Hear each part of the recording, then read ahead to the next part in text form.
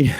So, welcome to everyone. Today we have a motley crew of kind of intriguing brewers joining us today. I think it could be quite an interesting chat. So maybe I'll start around on my I don't know whether it's left or right on the screen, but I start. We have Fjord Fjell from Switzerland.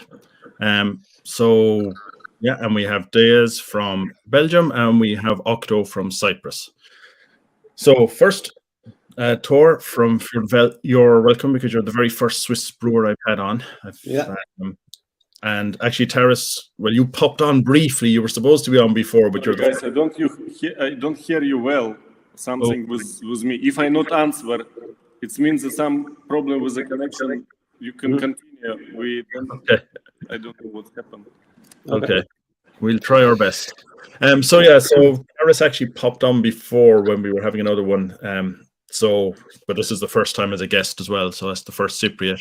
Unfortunately, Daniel, I've had a couple of Belgian brewers, so you're kind of your old hat at this stage. But yeah. So like what I was going to talk about today is the fact that you're all like everyone has a very unique but very very unique market, but it's just kind of very local. You're targeting very local markets from what I can tell. Tor, you're in Switzerland. I never knew. I have no clue the Swiss market, but it seems to be very, very vibrant. Lots of small. Yeah, I mean, they have quite liberal, what do you call it, laws in Switzerland regarding brewing your own stuff. So as long as you pay taxes on it, so there's a beer tax. You have to pay everything which is over 400 liter a year or something like that. So you have to pay beer taxes, but otherwise, if you're just producing for yourself and do not sell directly to the customers, you can sell it to restaurants. So they have a license to sell to the customer. So that's okay. I don't need any license myself. But if you want to sell it directly to customer, you need a license. Okay, and how are you doing it? You don't have a license. Yeah, I have one because and I also sell it directly in my brewery. They can pick up bottles there. So, but mostly I was focused on beer festivals and on selling to cafes and restaurants. Actually, so I almost. At the beginning, I didn't bottle maybe 10% of a batch because I sold everything in cakes. Okay, That changed, of course, with the pandemic.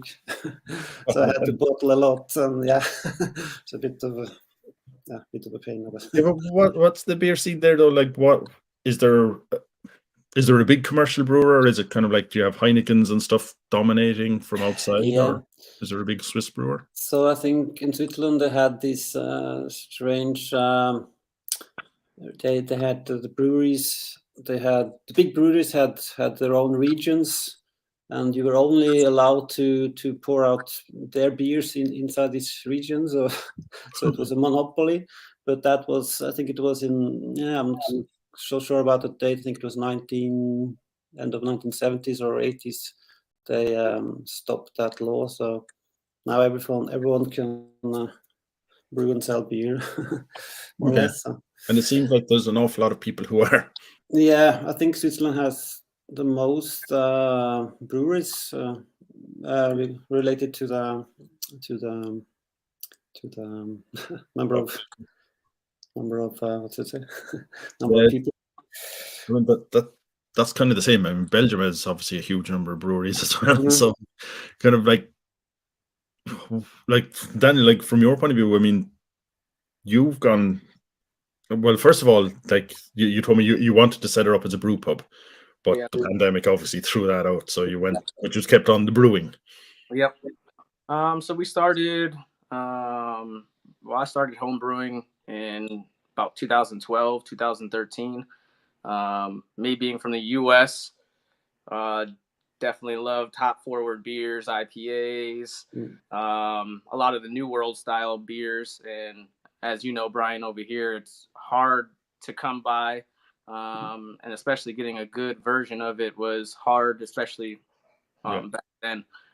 So that's what got me into home brewing. I was like, well, let me try it out. First few batches actually tasted good, so so kept along with the hobby.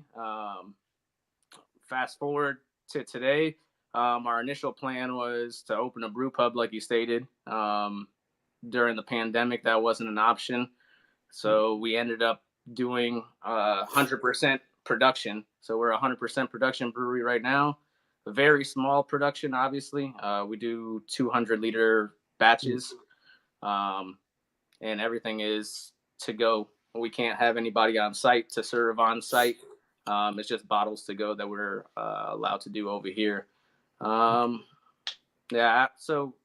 during COVID, we shifted our business plan, and now year one, we were just hoping for brand awareness, getting our name out into the community. Year two, we're hoping for growth outside of our local market. Year three, if we can gain enough traction, maybe open up our brew pub. And at that point, as you know, Brian, I'm about an hour south of Brussels. So we're really small. We have maybe about a population of 6,000 for our little town here. And a lot of them aren't into the craft beer scene, so they don't know anything. They know the color of a beer. Is it a blonde beer, a dark beer? Yeah, because I think that surprises a lot of people. They think Belgium, loads of beers, loads of stuff, but really it's a very, very conservative market, even though like most Belgians don't drink lambics and they don't drink saisons. They just drink, well, Jupiler is the biggest seller for some reason, but then the rest of it's Abbey beers. It's your blondes, your doubles, your triples. That's it, and they don't really. But so I mean, you're actually gone quite bold on that, because you're going in not only with. I know you do have a quad coming out and that, so you do a little bit of the Belgian style, but I mean, you're going for the hoppy beers in cans, not only in cans. Nobody in Belgium uses cans either. It's all bottles, and you're going for like half-liter cans, which is like you're going as far cold as you can possibly go away from typical Belgian market, like, and plus because it's hoppy, you need to have the cooling, which they don't do because Belgian beers don't usually need to be cooled either. Yeah, that's been our biggest hurdle right now. Initially, so that first New England IPA that I sent you guys, that's our first beer that was in cans, and it's still one can at a time. We got a can seamer that only does one can, so it's still very manual, and so we're hoping to get ahead in our local market with the cans, since everybody else is in bottles. It's a differentiating factor for us. Yeah, because I was wondering, like I said, it's for Belgium, it's very, very bold. Not only the cans, but the style of beer plus the size. But I was wondering, because for anybody who doesn't know, like, there is a lot of American presence. There's a NATO base down around that area, and I was wondering whether they're more kind of accepting of cans, whether that's your market as opposed to. Not really. So the NATO base is still very conservative. The Americans here, it's a small contingent, maybe a few thousand, and a lot of them are still not craft beer enthusiasts as well. So there's a very small community for craft beer around here. So that's why I said hopefully next year I can move into some of the bigger markets like Brussels or somewhere in Flanders like Antwerp or Ghent. And you're basically selling directly to the shops. You don't have a distributor. It's just just doing a self distribution right now. So we have some people that come to the brewery and pick up from the brewery, but the majority, I would say 80 to 90% goes to shops or restaurants right now. Taras, can you hear it? Yes. Good. Now hear you very good. Perfect. Tell us about Cyprus. I remember Cyprus is not beer country; it's wine country. So you might be the only brewery there on the island, are you?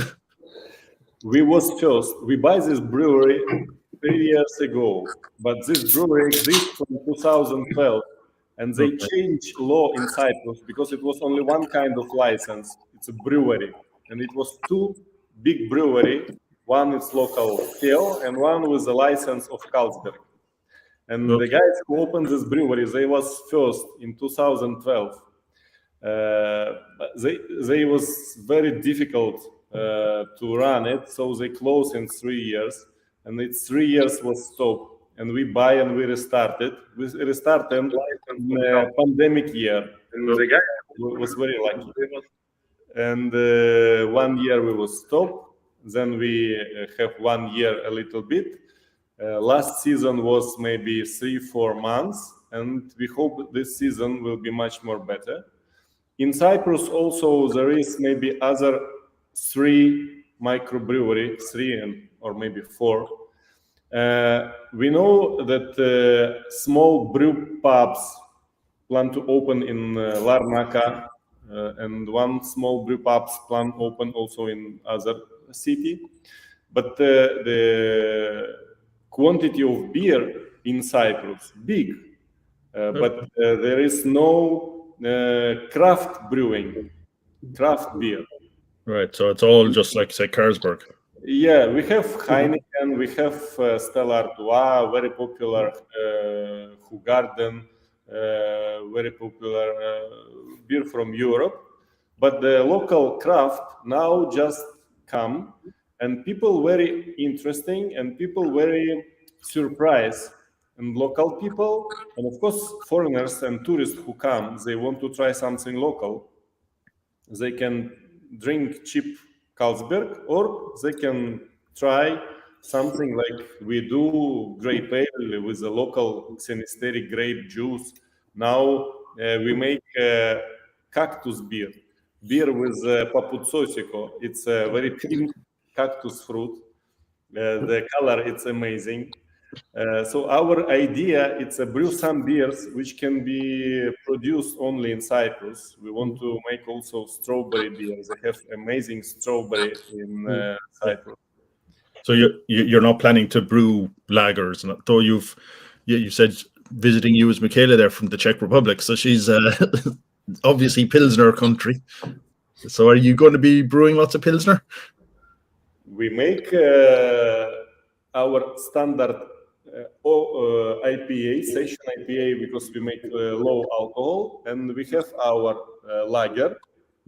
Or all our labels, it's with octopus character. I don't know if you see. Yep. Yeah. So we have this 3 basic kind of beer. It's lager, Weiss, and session IPA to make it more drinkable in 40 degrees. Okay. And then we want to make this some crazy, some interesting things which have to surprise foreigners, tourists, and be interesting for local. Okay, but they won't be kind of core range. They'll be maybe a couple of times a year, is it? We have small brew house, 150 liters, and all our experiment we do there. So our paputsosiko cactus beer, it's 150. So we will sell it only in kegs in places where we have our fridge. I don't know if you see our system, how we sell in 40 degrees and not pasteurized beer. We make fridge and we put tap straight on a wall, and we find the these kegs, 80 liters kegs with a plastic bag inside. So you remove kegs and put new. So we support the good place who show us that they can sell bottles. We say, guys, okay, now we can give you a fridge. Fridge feed 12 kegs. So 12 kegs, it's easy, 5 kind of beer. So in a fridge, which is 60 by 80, you have 5 tap on the wall, and you can serve 5 different kind of craft beer in 40 degrees August. It will be nice and it will be safe, because even expensive beer, Grape Ale, it's expensive beer. So the bar's owner, they worry how much time we have to sell it. I say, guys, don't worry. You can sell it 1 month, 2 months. Don't worry, because the system with the plastic bag inside, you just squeeze a bag and you have it like always fresh. Okay. Even it's expensive, you can sell it, and you have lager IPA Weiss, which is more cheaper and it's run quickly. So what's the name? What's the name of the keg system you use? ProKeg. ProKeg. Okay. ProKeg. It's if you want, I can quickly show you our fridge. Okay. Yeah. How it's looking in our storage. So we have a mess a little bit.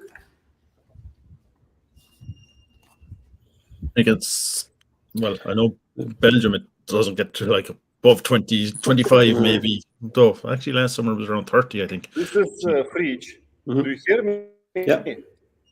Okay, so inside we have this pipe, and other side it's a tap. okay, I haven't seen that. And this is also fridge, but it's small for place which don't have. And this is kegs. Yeah. Okay, and is most of your sales in kegs, or What? are most of your sales are they on draft and kegs, or? It's our idea. We have our old kegs, but we want to sell it. Yes. And only this season we buy new few pallets of kegs. By the way, it's our art exhibition because I am artist. I make portrait of all my friends, all my staff who working with us. Because I also use a similar system to you. It's called EcoFast. But also with a bag inside which you can remove. It's French, French product. Yeah, it's French. Yeah. Yes, we compare this, but they don't have this small size. They have 20 liters, I remember, but it's small and fat. Yeah, they're pretty wide and not that tall, so they take a bit more room. Yeah. So you won't get that many kegs in there. No, that's a problem. Yeah. This system in China. And we worry about how it will be in the future if Europe have problem with the China and all this economic war. We will see. But represent of this system guys from Estonia, and they support us with the bags, with the kegs. For now, it's okay. It's working good. Maybe from all this time, where maybe 2 kegs have some problems. Okay, and you have to supply, like you're basically funding that to the bar. Yes, we bring it to the bar, and they connect. Disconnect, so it's okay. Yeah. Then we bring it. We remove bags. We have problem with the cleaning of our metal keg, so. We throw out one batch because of this. We decide to use this one time. Okay. Yeah, and it's a lot of work, of course, to clean all these metal kegs. It takes a lot of time. Yeah, that's what everyone says. It's the glamorous work of brewing. Yeah. I also at the beginning I used as well to clean the bottles, but I stopped with that because it's too much work. So what do you do now? You send them somewhere, is it? No, I just use one-way bottles now. So okay, there's no. There is a system in Switzerland where you have what you call it. You have this fee on it. Yeah. Then you have to bring. You can bring the bottles back, and then you get your money back. But yeah, it's nothing for me. So it's too much harassment. What's the actually what you? Sorry, I'm just trying to phrase this in my head. So you were saying, Thor, that you used to sell primarily through, you'd sell to restaurants and you sold at beer festivals. That was mostly beer festivals because I only brew 140 liters a batch, so it's not much beer. So I started with festivals and a couple of restaurants, and then came the pandemic and no more festivals, and the restaurants, of course, they also closed, and So I opened a bottle, I opened an online shop.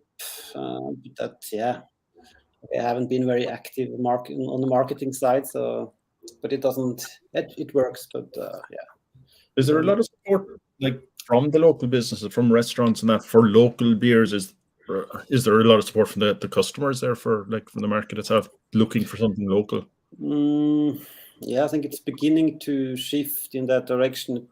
The craft beer geeks, they always want something new, so it means you have to always brew new beers or make tiny modifications so that you can say, okay, this is the same beer, but it's version 2. Okay, then they can check it in, and then they will buy it. So that's. But some restaurants and cafes, they are looking for local beer now, to be able to match with their food and stuff like that. So I'm hearing a lot of people that that kind of matching instead of wine, like having being able to recommend a beer is important. Yeah, so I know one brewery in close to Bern. They have an agreement with a restaurant. They only brew sour beers, so they can they can sell all the beers to this restaurant more or less. So that's of course convenient. So do you have core range? It seemed like you had like a lot more farmhouse style beers that I saw going through your Instagram and everything. Mm-hmm. I like to brew traditional styles and try to make my own interpretation of them. So, and I also harvest yeast and reuse yeast. I use a lot of Quag strains and also other old or more or less old English style strains. So because I haven't opened this. I don't know how to pronounce it. I don't know how to pronounce it. That's a Hesche Öl. Sure. Like a harvest ale, more or less, but but it's a raw ale, so it's not boiled. It's only pasteurized at 80 degrees for 20 minutes, and doing a whirlpool at the same time with some hops. Okay, I didn't realize it was raw. That was a really good beer. I really like that one. Have you tried it? Yeah. Yeah. Okay. Yeah, I've become fascinated with raw ales since we were talking with Lars Marius Garshall, and he knows the stuff, but I've become kind of fascinated with them since. But they're hard. You find it hard to keep like the best before date on it, is it? It's hard to estimate to find out the right date. You mean, or what? Yeah, no, I was just told because I've heard mixed things that one raw ales because of all the proteins will go off a lot faster. Yeah. Then I also heard from we had peers on from the Netherlands and they do some raw ales and they said they've had them that they haven't had any problem. Yeah. Well, no, I don't think I have any bottle that has gotten this old. So I think I can sell them pretty fast. So okay, I'm going to have to try that one because I am fascinated with raw ales. I'm still trying to identify. People are telling me there is a certain characteristic that is identifiable as a raw ale, no matter what one it is, and I haven't got the palate or something to identify it yet. So another chance to try. Yeah, it's a bit. I mean, the beer is it has quite some edges and at the start after you brew it, but that will settle in, and I think it's at its prime about now. So right. What did either of you, Taras or Daniel, did you try that one? And what? Yeah. Well, we tried that one. Yeah, very, very easy drinking. Very nice aftertaste. Aftertaste, I feel very good aroma and aftertaste of this malty. That's the Black Eagle. That's very malty. Yeah, no, I like that one. But Daniel, did you notice anything have you tried a raw ale before? I've had one or two in the past, but it's been a while now. It was back when Kvike started to get big. That was the first one I've tried, but it's been a few years now. Right. That's the first one I've tried in a while, and it's got me interested again. Actually, actually, it's an easier sorry. or harder because I remember this coming up somewhere and talking about it. I'm sorry, I'm hijacking it on Raw Ales now, but I remember this coming up in a chat somewhere and someone said, like, why wouldn't you not do Raw Ales because it's less work? Is it less work? Yeah, it's a bit. You don't have to boil it, but yeah, it's a bit less work maybe. But of course, you have to be very cautious, keeping everything sanitized. So, Yeah. so it's yeah. Of course, it then helps to have these kegs with the bag in them, so I don't have to wash and sanitize any cakes. So, yeah. Because if you get anything in there, of course, it will start. If you get some bread in there, then yeah, that will chew away on the maltose and everything. So you will get bombs. So yeah. Yeah, no, it's nice. No, I liked that, and I did like this Black Eagle the other night. I had it the other night. I had your sour IPA. Daniel is your name, right? Yeah. Yeah. That's very, very nice. I liked it with jalapeno blow hops. Good combination. Yeah. And that was the first time we tried. It's a different recipe, just like you were saying. We've got to go through so many different variations of the same beer to keep people interested. So what we do now is we have a few beer styles that we kind of keep, and then we just keep on doing different variations, different hops, different recipe, different styles. So this one right here is more of a New England IPA style recipe. We used a little bit of, we like the Hallertau with that. I've only used that before in a Saison, and so I figured, hey, why not try it? Yeah. Is it kettle soured or is it combined lactose and yeast fermentation? That Philly yeast. Philly sour. Yeah. I've used it as well. It's quite nice for some like this and also for fruit sours and stuff like that. Yeah. For me, it's a little easier to just be able to pitch the yeast during ferment inside of the fermenter as opposed to waiting another day or two to continue the brew day. So it ends up feeling like it's a longer brew day when you split it in 2 different days. So. I use this culture. Actually, it's not a Kveik, but it's one of those farmhouse yeast that Lars Garsol has discovered. So it's called Simanoitis. It's from Lithuania. Yeah. And it's got lactobacteria in there as well. So if you use this culture, it will sour down your beer. So the only bad thing is you can't have more than 5 IBU hops in your boil. Then you can sour down to what you like, and then you just dry hop it, and it stops souring. So that's also quite inconvenient. But the problem is you have to keep the original culture to repitch, because if you reuse it, the lacto will take over, so it won't ferment very good anymore. So that's make a big starter at the beginning, and then you could keep some of it for your next brew and always make a starter. So yeah, that's the same issue I had with Philly Sour trying to reharvest it. I haven't had any good success. So that was my main issue with Philly Sour, just being able to harvest it. Yeah, but it's a good yeast. I liked it. It's get some citrus and some, I don't know, some fruit flavors. I've seen adding some dextrose or sugars. It'll also make it a little more sour. Okay. So if you're trying to go for a little bit more sour, you can add some dextrose. But sours, as I said, they're interesting in Belgium because you associate Belgium, like you associate sours with Belgium basically, but they're kind of popular, but they're not massively popular here. I think they're more popular with people outside of, like lambics are more popular with people outside of Belgium than with people inside Belgium. It's kind of mad.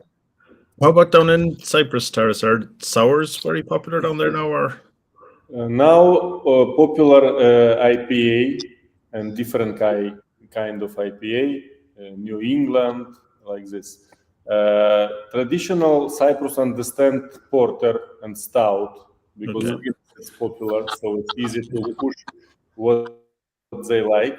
When we try this sour IPA, we very like it because it's fit in Cyprus style. I think it will be very good for Cyprus because we find a lot of lemon in aroma, and I don't know if it's good or not for you. We also taste it like a skin of fruit in the mouth in aftertaste, and we was very surprised. It's amazing. I think it's a taste of hops, but it's look like fruits. So it's very, very fruity for us. It was very good surprise. Very good beer. And sour, it's not, I don't like sour. I like sweet. Because when I drink sour, especially Belgium, it's like this. So it's for me, it's very, very sour. And this is comfort sour. This sour is comfort for me. So it's good balance. Excellent. No, it's a lovely beer, all right, I have to say. So you're also doing, actually, while I'm mentioning here, I notice on your dates, you have very short best before dates. Is that deliberate or? Yeah, I did it deliberately. I haven't tested it in the market yet.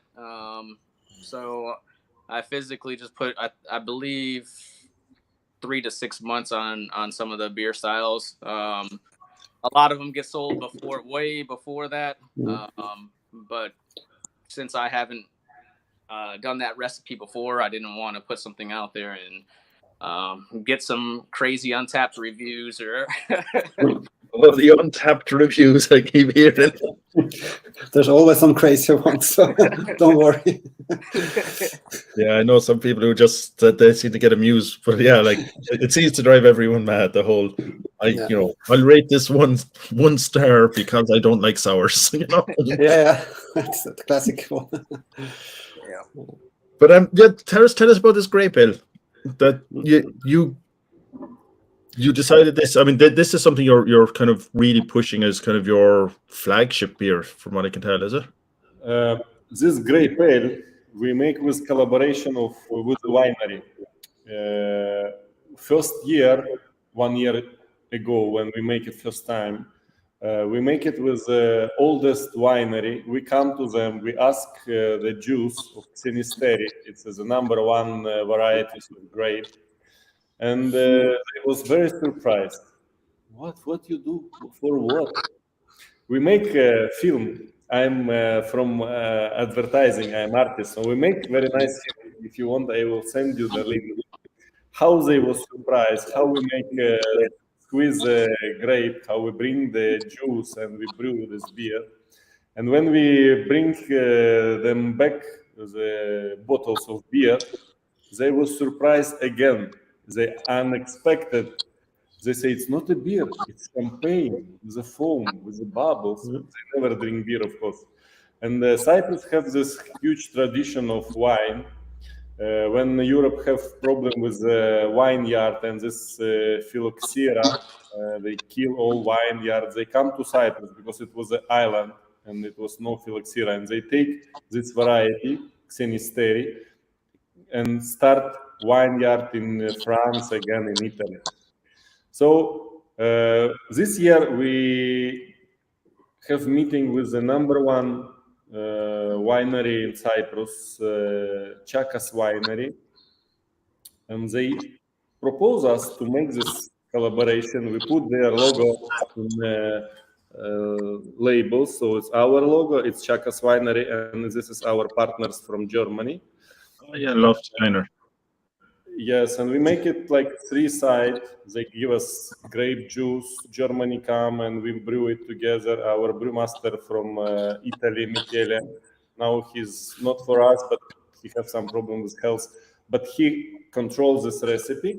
And this year we brew 3 different kinds. The juice the same, but style of beer it's different. More sweet, more dry, high alcohol. We plan to keep it in wooden barrels from this wine. So we see that Cypriot, when they hear xenisteri, they like wake up. Because beer and beer, and when they say they hear something xenisteri in a beer, what? Always they ask, they try, and it's working good, because for them, whatever you imagine grape ale, you will try and you will be surprised. Okay. And for us also, the experiment was, when we take grape juice, it starts a little bit fermented. So when we mix it together, it was, I don't know, merit or fighting of two kinds of yeast: wild yeast of grape and yeast of beer. Also, you will see in our film how it is. And maybe it's give some interesting, more rich taste and aroma. Right. It sounds like that can be something you do because it's the grapes that you can kind of, it's a vintage. You can do like Grape Ale 2022, Grape Ale 2023, and market it. Exactly. Always different. So what's the ratio between grape, what do you call it, juice and beer? What? Sorry? How much grape juice and how much beer? 40% we add juice. Okay. In a quantity of water, so we make more strong beer, and then dilute it with juice. Juice give also sugar or yeast. So Michele balance it, and it's quite strong. It's 9 degree. Right. Okay. Yeah, for Cyprus, it's not like drinking in a beach. We make it more expensive, but in the evening, if they drink wine 12 degree, why don't drink beer 8? No, it's interesting when you said that the locals will kind of go once you mentioned the grapes, because I remember we had Mean Sardine from Portugal on before Christmas, and that was something he said, like, whenever I do anything and I mention grapes, I can sell it locally. Nobody cares. It's just grapes.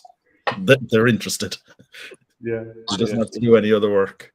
So yeah, actually, while I'm just going to jump in here, Daniel, I noticed as well this your Christmas porter. It's the largest 33 cl bottle I've ever seen in my life. Yeah. So those I sent you, they were all just, extra that I had lying around the label. So I figured I'd send you guys some bigger ones. I was saying it's good value. Either you haven't got the hang of the metric system yet coming over from America. At the first, I thought this bottle had to be that massive, to prevent explosions. So they don't explode. Yeah. No, so those labels were for our 33 centiliter bottles, and yeah, I found a keg that was still inside of our fridge in the back, and that I was keeping for myself.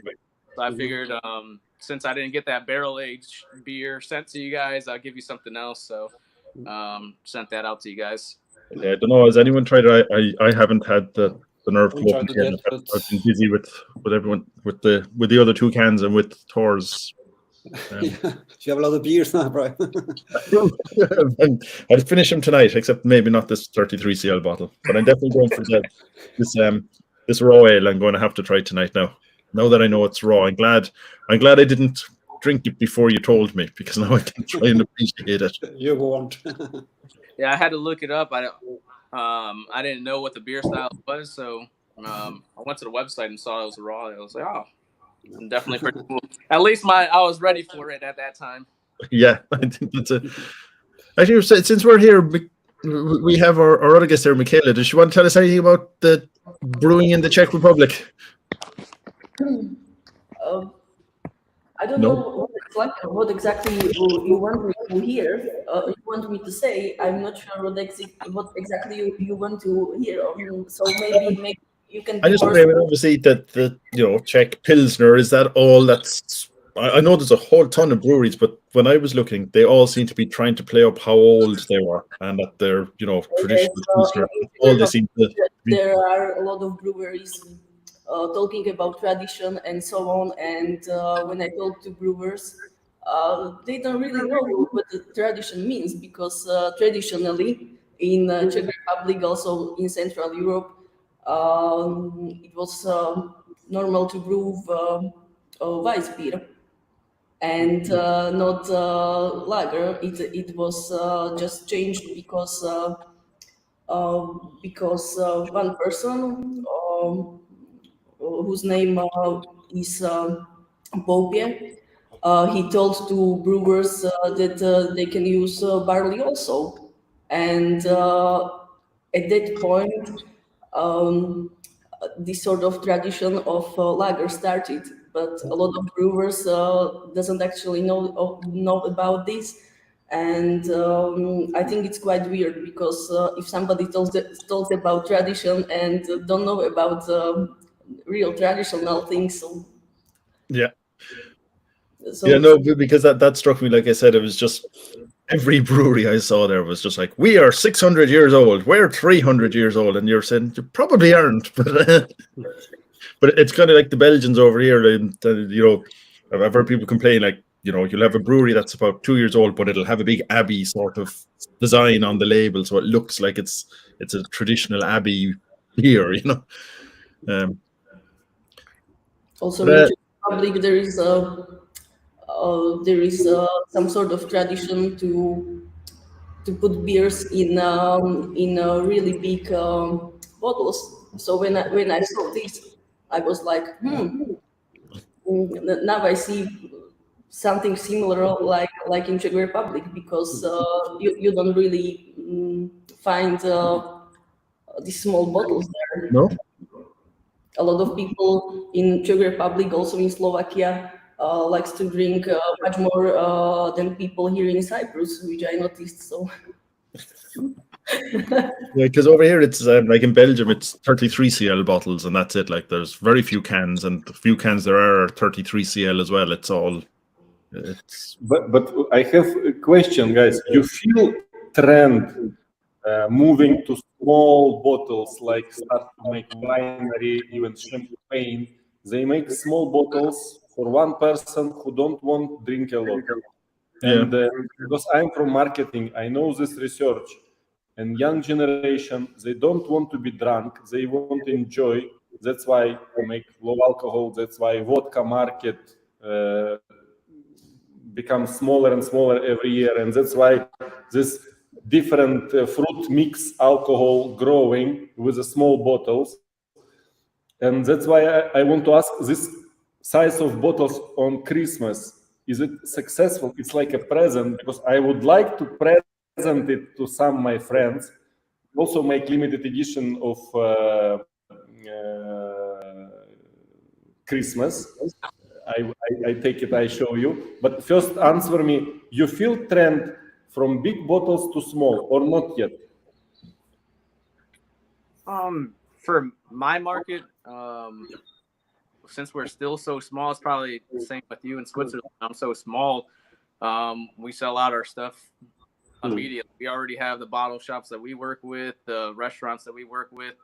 So before our batches are even out the door, 90% of it is sold out before I even put one beer out of our door.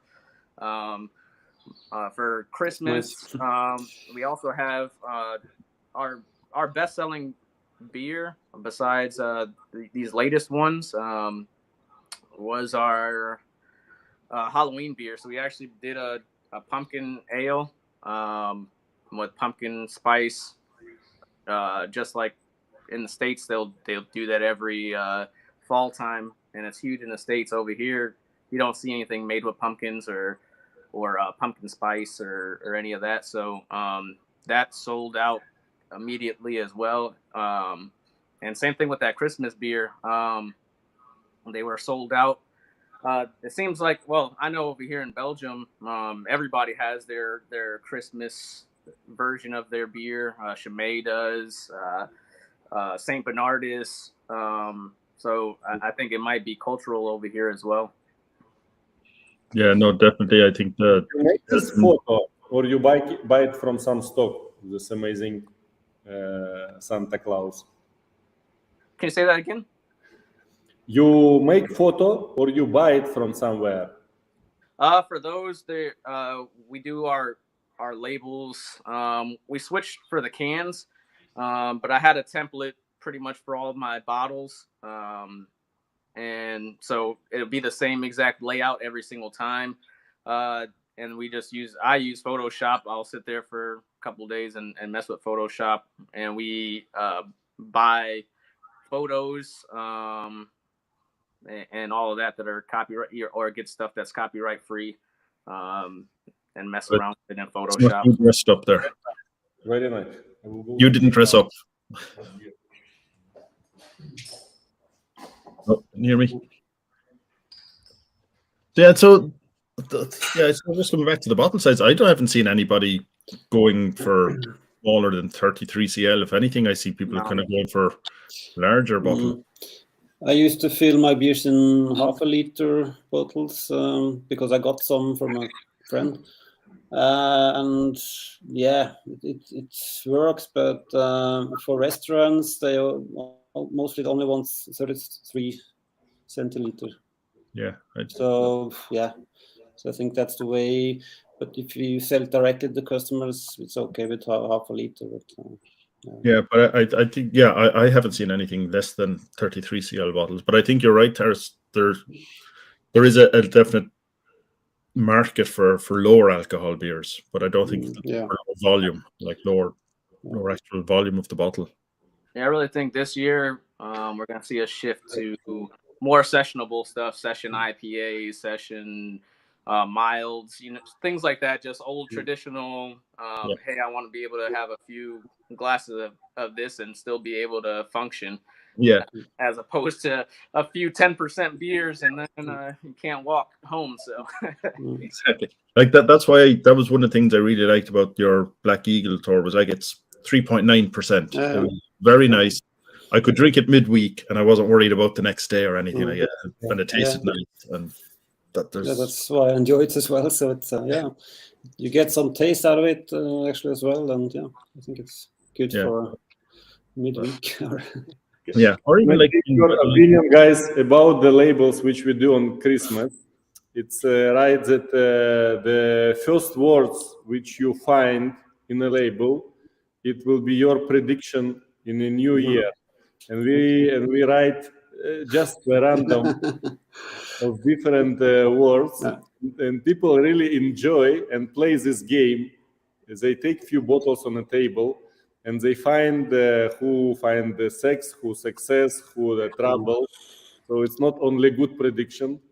So we like to make this entertainment. Our brand was small on the side only. Okay. Full label, it's like without brand, which also working good. Yeah, and that's the other thing about cans. I don't know about Cyprus and Switzerland. Like, is there cans? Is there any move to cans there, or is it still bottles? In Switzerland, it's starting to move in this direction for hoppy beers. There are mobile canning lines, companies, so that you can order and they'll come to your place and fill it in cans for you. But the problem is more the segment. Say normally most of the people they like bottles. So let's say the young ones, the young craft beer drinkers who like hoppy beers, they prefer cans. But the other people want bottles actually. That's quite dominant in Switzerland. Okay, I think it is on mostly. It only seems to have, like being from Ireland, I've seen it's really started to take off in Ireland in the last maybe 2 years as well, cans, and seems to be driven now by the consumer, which surprised me. I thought it would be, the brewery and the shops demanding it, but people seem to really like cans. I mean, there's nothing wrong with a can, I suppose, but I can see from a restaurant point of view, I do like the aesthetic. If I went into a restaurant and I was sitting down and they brought me out a can, I wouldn't be that wild about it, but a bottle, has some aesthetic if you're in a restaurant. But yeah, definitely. We've had that same feedback as well. Our cans in some shops, we're like the first cans that they were having, but one of our last shops that we came into, they said the same thing. They're like, hey, well, everybody keeps asking me for cans. I'm glad that you actually have cans. Okay. And like I said, for me, it was more of a to preserve the beers, but also a main thing was to be a little bit different on the shelf. We kind of have some bold labels at times, nothing derogatory or anything like that, but artwork wise, and to try to appeal to somebody on the shelf. But if you see a can next to a lineup of 20 bottles, you're definitely going to come and look at that first. And you have the bigger area to put your like as your artwork in that. There's nice labels, very very nice. Yeah, we still put everything else in bottles. Anything like stouts, our porters, anything that we would like to age for a little bit, we still put in a bottle. The only things that we really are putting in cans are just IPAs or that sour IPA.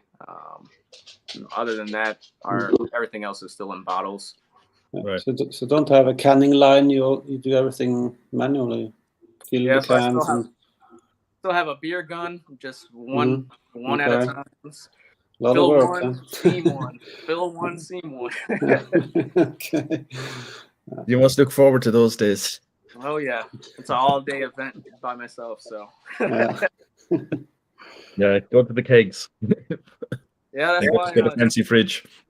That's what sucks about the time frame that we opened up. All the restaurants were closed, all the bars were closed, so there was nobody to sell any kegs to. That would have been an ideal situation, is just to fill a few kegs up and get rid of those, as opposed to bottling 200 at a time. So yeah, but then like you say, it's harder in a keg to kind of make your brand, I suppose. Like you're just a tap in there unless you have, like Terrace has a big fridge that's branded and something like that. You're if you're just a tap on the bar among 10 other beers.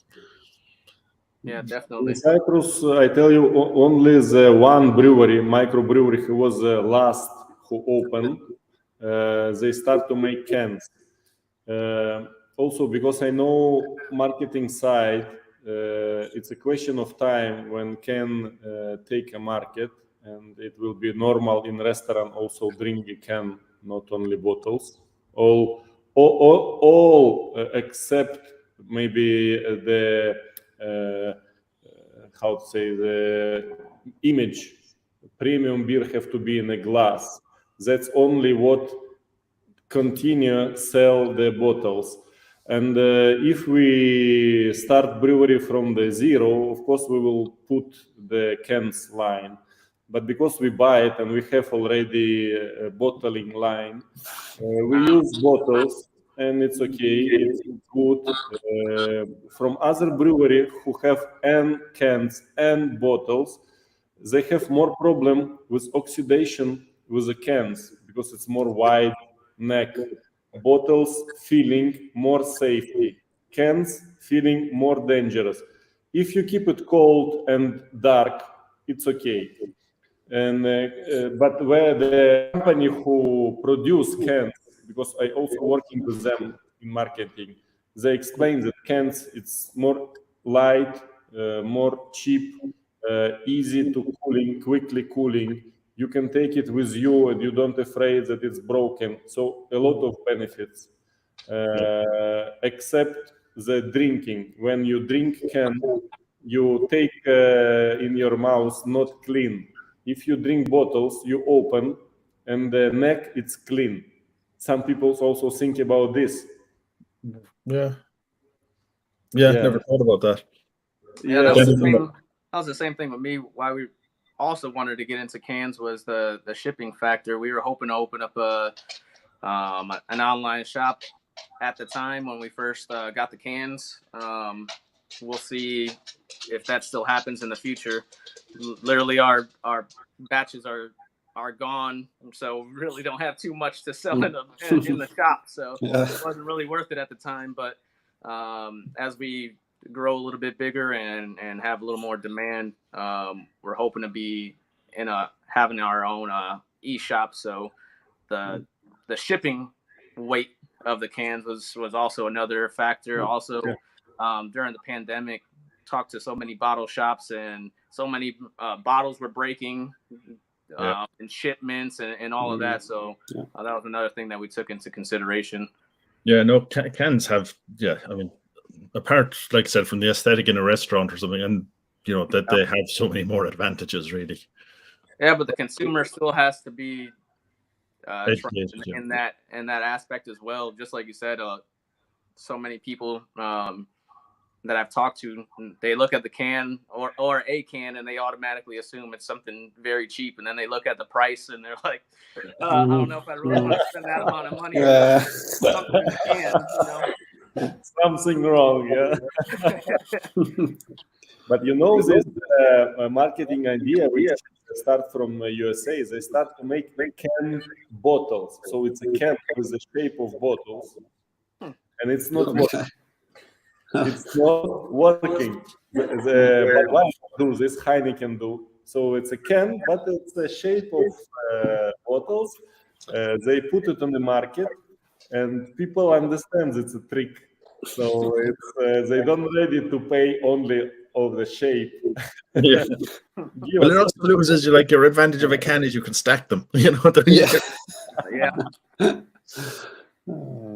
idea. Yeah. And look, I was going to ask something. Yeah, I had something here about the thing. I can't remember. I think I've asked most of my questions that I came in with. Yeah. So Tor, tell us a little bit more about Switzerland. Like I said, I'm very curious because I have no knowledge of what it is. I mean, well, I have knowledge of what Switzerland is, obviously, but the beer market. So, like you said, that you're allowed to brew as much as you want for your own use and to sell to restaurants. You don't need a license to do anything with that. Yeah, you can brew for your own use, but as I said, you have to pay beer tax if it's above 400 liter or something like that. But yeah, so there are a lot of tiny breweries, which I think they have batch sizes from 20 liters to maybe a couple of thousand liters.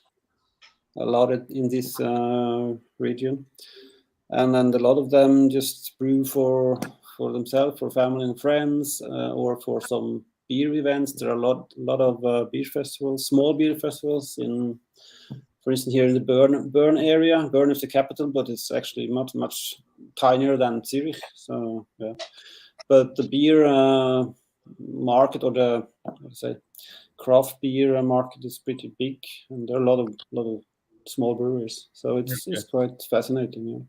Yeah, that's what I was, because like I said, I came across, and there seemed to be an awful lot of work, or a lot of brewers who were going into spontaneous fermentation and mixed fermentation and wild beers. Now there seemed to be a big interest in that, but it might have been just I saw you had Blackville actually on your list, but I think they didn't participate, or not yet. But I'm not yet. Oh, they will be. Okay.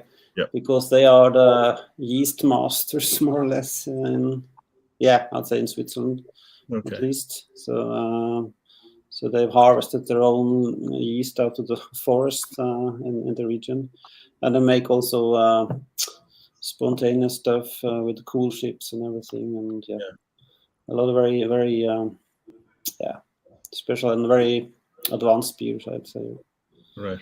So how are the consumers in Switzerland? Are they going after traditional styles? Are they into the New World style beers? Or they are into different new things, actually. So there are, of course, because our neighbor is Germany, we have, of course, influence from Germany. So all the traditional German styles, that's, of course, something which is very popular here. So you have your lagers, you have your Hefeweizen, and your Rotbier. That's a red ale. That's lager. But other than that, the new generation more towards yeah, what should I say now? Trendy beers. So that could be Belgian sours or American hoppy beers. Okay. So I would say those are the two major trends. So there are quite some small but very good beer bars in Bern. So they have, I don't know, maybe 16 taps. Yeah, 12 to 16 taps. So yeah, so it's good. It's of course small, but it's vibrant. Right. That's what's important. It was the vibrancy is, if people are willing to take a chance and just try a new beer and stuff, then that's Yeah. Of course, what's to our benefit is that people in Switzerland, they're I would say rich, and I mean their standard of living is pretty high, so that helps. So they're willing to spend some money on special beers, unique beers. That helps.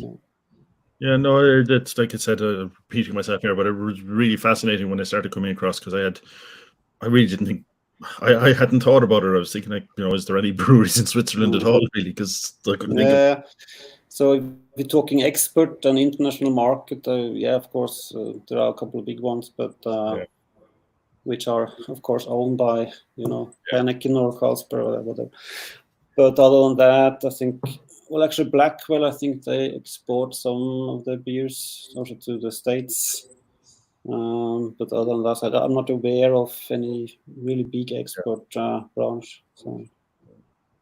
And obviously, like we're saying, Taras, in Cyprus, it's mainly external brewers as well who own the market. But and are you seeing, like, your craft market down in Cyprus, is it growing among the locals, or is it mainly tourists who are coming in looking for the beers? First of all, I think the right way it's concentrate on local, because local will sell to tourists. And if you catch local, they will sell to tourists, not a problem. If local not accept it and think it's not good or it's too expensive, if they don't evaluate it right, they will not propose it to tourists. So tourists will drink which waiters propose or barmans propose. Yeah. So our main idea to catch the brain, catch and explain the benefit of craft beer to local. Yeah, that makes sense. If you come in, if I go to a place and I'm looking, you don't know what the beers are, so you just ask what's the local beer, and then you rely on someone to tell you. But the owners understand, if they sell one glass of expensive beer, let's say craft is expensive, they take more profit, to be honest, than they sell one glass of cheap beer. Yeah. Because not everybody drinks 3 glasses in one time. If people want to be drunk, okay, it's better to buy some cocktails or whiskey. But if you want to enjoy, okay, you can buy one or two glass. So we explain this also, guys. If you have quality, if it's more expensive, don't afraid. You will have more profit on it. Yeah, makes sense. Okay, so I just wouldn't like what. So since all of the markets are so different, like I'll just summarize them all here now. For like, Daniel, you've got like all the Belgian brewers all brewing pretty much the same beer for the local market, and you're going.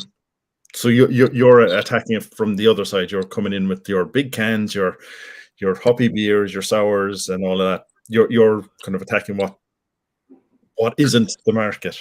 I'm not really 100% sure how yours fits into the market there, but you seem to be brewing like what people would expect, as opposed to trying to stand out. Am I right?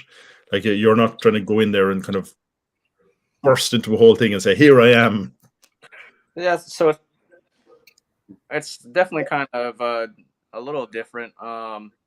When we spoke before, it just seems like everybody comes out with the traditional beer. Here's my Belgian triple. I changed the hops. I put this kind of hop instead of the normal hops that we normally put in there. I put some orange peels instead, or you know what I mean? Like, that's their version of trying to change, or their version of a traditional beer. If I'm gonna do something traditional, it's definitely gonna be something out of the norm. I think that's the only way for me to stand out from a lot of breweries in this small country. Is to have beer styles that nobody else is brewing, or very little people are brewing, and also to stand out on the shelves where I can't physically be there to tell somebody this is why my beer is different from this beer. I think that's the hardest thing for smaller brewers. When you're in the face, like if you're at a beer festival and you're face to face with somebody and you can tell them, hey, look, this is my version of a porter because I added this kind of yeast in it, and this is what makes it different from a normal porter. They're willing to try something. It's just like if you go to a restaurant and a sommelier tells you, hey, you have to try this wine. It comes from this part of Italy, and it's a family of 3. They go out there every harvest by themselves. You're gonna be like, oh well, I gotta try this. You know what I mean? Yeah. So it's easier when it's face to face, but when you're on a shelf or you're hoping somebody else is gonna sell your product for you the way that you intended, then I'd rather go extreme left or extreme right. It's just to get out there. You're probably ahead of the market anyway, because it is slowly changing in Belgium. Like there's only a handful, like there's Brussels beer projects, but they are slowly changing. Even if most of the innovation is on traditional beers, it's things. So you're probably ahead of the market in the same way. Whereas, also not too early. No, the problem is, yeah, it's worse to be too early than too late, really. Definitely. But like, Tor, yours then, like I said, you're brewing kind of traditional farmhouse styles. Is that what what everyone around you is brewing, or is that are you completely different from what everyone around you is brewing, or what? Yeah, I don't know. There are similar brewers to mine, but there are a lot of them now shifting to hoppy. I don't know, triple dry hop IPAs, and I don't know what. So because that's what the mass market wants. So they want New England IPAs all the time, actually. So, but I haven't. For me, it's important that I brew beer that I enjoy myself, and also brew recipes which I like, and which maybe gives me which I can learn something new. So I try to develop and do new stuff, but I concentrate more on the traditional side, so traditional styles, maybe just a new twist to them. So right. I didn't ask you because I should have. Like, you're Norwegian, so that's where the name. Obviously, you went with Fjord and Fjell. It's reflecting the Norwegian, and you do a lot with Kvike. Is that kind of important to bring in the Norwegian side into it? Yeah, it's developed this way actually because of the work of Lars Marius Garsol in Norway. Then I got into this thing with Kvike. Before I used also normal commercial yeast, and I still do for some styles, of course, but. Yeah, I think it's. I just try to do my thing and be also, a bit find my market share. so as long as people enjoy my beers, I'm happy, actually. So. All you want really is, if they don't enjoy it, you're in trouble. Yeah. But Terrace, then that's the same. Just bringing it around full circle. I mean, you've got your split now. You're targeting kind of the lager for your core beer, but you're really aiming to separate yourself with beers that only can be brewed in Cyprus. We understand that we have to brew based kind of beer, but our idea to find some unique to make it popular out of Cyprus, like Grape Ales or this Papoutsosiko beer. We want to make Cyprus famous also like a brew country, because it's famous like a wine country. And for for example, now we want to renovate a recipe of Bronze Age, because Cyprus brew beer from Bronze Age, 2,000 years. It was Mesopotamia, Egypt, and Cyprus. We make even special stand. Also, I want to show you in our brewery about this. And the more interesting, you are like a brewmaster, you will be surprised, because Cyprus use figs to start fermentation. Yeah, it's Lindy Crew and Jan Hills. They find old brewery, old malt house near the Paphos. This is how it working. They have jar in the ground, and they put malt, and they make it dry quickly, and they find a lot of seeds of malt and a lot of seeds of figs.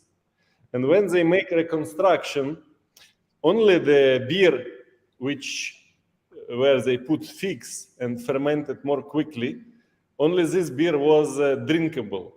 Let's say not about tasty and amazing, no, drinkable. So without figs, which have on the skin the yeast on, that's why they don't understand why. But if they put figs, fermentation start. If they don't put figs, they can wait a lot of time. In Mesopotamia, they use this palm fruit, how it's called, which is a lot in Egypt, small and brown, which stay in a palm. But it's a technology of Bronze Age to start fermentation, because they don't know what is the yeast. Yeah, they don't know. Yeah, but everybody knew what would ferment. Oh, they didn't know what fermentation was, but everybody knew. Yeah. The same as I was talking to like people, Africans last week was all about, how they fermented and how they got these. Listen, guys, we've been here for over an hour. I suppose I'll have to let you go, but maybe before I do, is there anything that, right, you're all into the small market, you're kind of newish. Is there any beer that you want to brew, though, that you haven't yet done, that you're planning to do, that you think this is something that would be different, or, you just want to experiment with yourself? Tor, how would you start? Anything you want to, that you have never brewed, that you really, really wanted to? Yeah, I have different projects going on, but I think it would be nice to actually brew a beer with all the ingredients. Make all the ingredients yourself. So that means harvesting the barley and, of course, malting the barley and everything. Do that yourself. So there are techniques for that, and of course, it's a lot of work. But and use, of course, local or regional hops. Yeah. Right. That's more the problem in Switzerland, because we don't have that many hop varieties available. But I think it's coming. So yeah, of course, we're not talking juicy American hops here. So Yeah. So that would be something. How would you, Terrace? The long term. Okay, it's not. I want to ask to answer Michaela, because that's why we invite brewery from all around the world. And guys, you are always welcome to Cyprus. You can combine brew and sea and your holidays. Please, you are really welcome. Thank you. To brew something together. And we're ready to realize the dream of Michaela. So here I really want to brew herbal beer with local herbs, some kind of ale, and specifically for me, I want to brew ale with valeriana, which will be a part of my experiment during PhD studies. So I'm really into herbal beers, and I'm also interested in old malting barley varieties. So I will combine it together. Okay, it sounds challenging. We'll have to keep an eye out for that. You'll have to let us know when you have one of those out. It'll be very interesting. Actually, I brew the experimental beers with hops and with malt, which was made from old malting barley varieties. And before I came here to Cyprus, I just analyzed the beer, and it looks really good, to be honest. Okay, well, we'll just have to take your word for it because we've no way of trying it. Hint, hint. How about you, Daniel? Is there anything you're like being in Belgium? Does that influence anything you want to brew, or are you deliberately going to try and brew something completely different again? So right now we're trying to our next project is going to be some mixed fermentation stuff. That barrel that we just emptied with the quad, we're going to reuse that, inoculate it with some mixed fermentation cultures, and we'll probably try our hand at a mixed fermentation saison first. We're still very new with mixed fermentation. I wanted to do it before. I think I told you when I saw you to drop off those beers. We want to do a sour program, Yeah, and a clean program. So we had to get another facility to put the barrels in for the sour program, and so we should be starting that pretty soon. Can't wait to start that. okay, that sounds like, I mean, that should go down reasonably well in Belgium anyway. Sours, and obviously sours around the world, or like they're saying, even down in Cyprus, they're becoming popular. Yeah.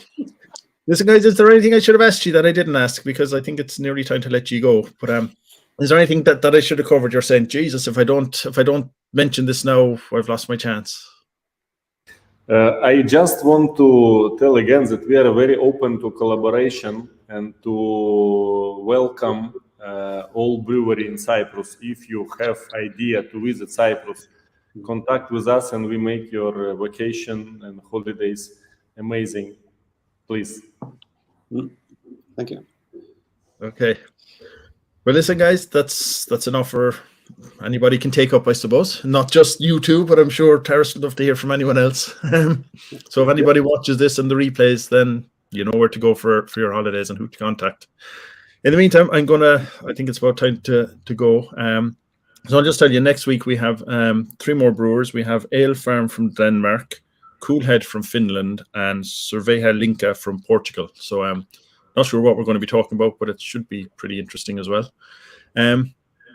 So I just want to say thanks to everyone, to all 4 of you for taking the time. It was a pleasure to talk to you. Thank you. I'm going to play out a little video again just to kind of let the thing go of who's on next week. And yeah, I just want to say as well, Taras, I'm looking forward to the Grape Ale. I've been waiting. I really wait for that. And I've been enjoying this sour from Diaz there for while we've been talking. I finished Thor's Black Eagle. Really enjoyed it last night, but I'm really looking forward to trying the raw ale tonight. Now that I know it's raw, I should learn to read because it says raw ale on the bottle. I should learn to read. But I'm really looking forward to trying that tonight. So again, thanks a million, everybody, and hopefully we'll talk to you again pretty soon. Thanks. Thanks for having us on. Cheers. Pleasure. Cheers. Cheers. Play this out now.